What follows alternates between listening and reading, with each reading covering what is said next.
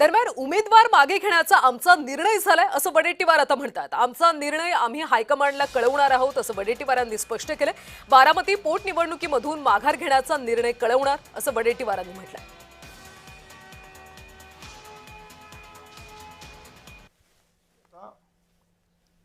बारामतीतून उमेदवारी अर्ज मागे घेण्याचा निर्णय प्रदेशाध्यक्षाबरोबर चर्चेनंतर घेण्याचं ठरलंय।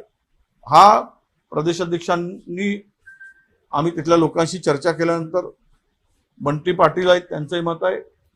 आता ह्या निर्णयाच्या पूर्वी आम्हाला दिल्लीच्या हायकमांडशी चर्चा करून त्यांच्या कानावर ही गोष्ट टाकावी लागेल।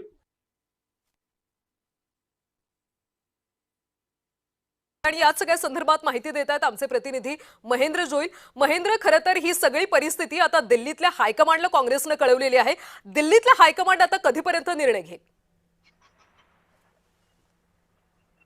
नक्कीच कल्याणी, या सगळ्या गोष्टी आपण पाहतो सकाळपासून जे येते या सगळ्या निवडणुकी संदर्भात ही निवडणूक बिनविरोध व्हावी म्हणून सर्वच राजकीय पक्ष आहेत ते तयारीत आहेत। एकंदरीत आज रोहित पवारांनी ही हर्षवर्धन सकपाळ यांची भेट घेतली होती आणि वडेट्टीवारांनी आता पत्रकार परिषद घेऊन सांगितलं की आमच्या सगळ्या ज्या ते महाराष्ट्रातील नेत्यांचा निर्णय झाला ही निवडणूक आहे ती बिनविरोध व्हावी म्हणून। आणि आता जो आमचा सगळा निर्णय आहे तो आम्ही केंद्रीय नेतृत्वाकडे सोपवणार आणि केंद्रीय नेतृत्व यावर जो विचार करेल तो मान्य असेल। मात्र सध्या तरी आज शेवटचा दिवस आहे त्यामुळे ही निवडणूकची बिनविरोध होते की नाही हे पाहणं महत्त्वाचं असणार आहे।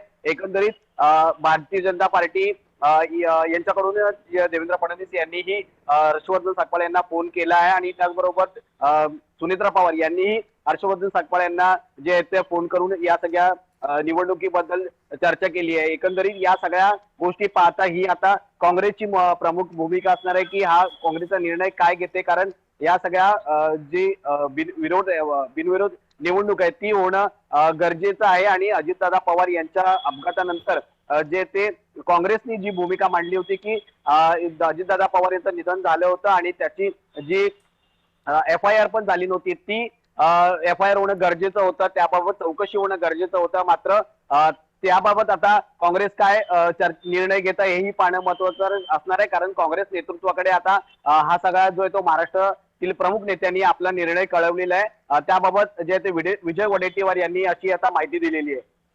महेंद्र, खरं तर काँग्रेसने काही अटी शर्ती ठेवल्यात। अजित पवारांच्या FIR सोडून दुसरी कोणत्या अटी शर्ती आहेत?